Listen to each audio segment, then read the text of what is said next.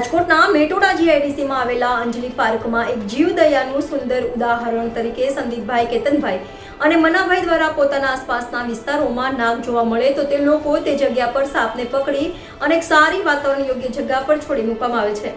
આ કામ તે લોકો છેલ્લા ઘણા વર્ષોથી વગર સ્વાર્થ કે રૂપિયો લયા વગર સેવાના ભાવથી કરતા હોય છે. તો આવા યુવાનોને અમારી એને ન્યૂઝની ટીમ રૂબરૂ મળીને એમના કામને બિરદાવે છે અને સાથે આવા સેવાના કાર્યો કરતા રહે તેવી શુભેચ્છાઓ પણ પાઠવે છે. NN news Rajkot.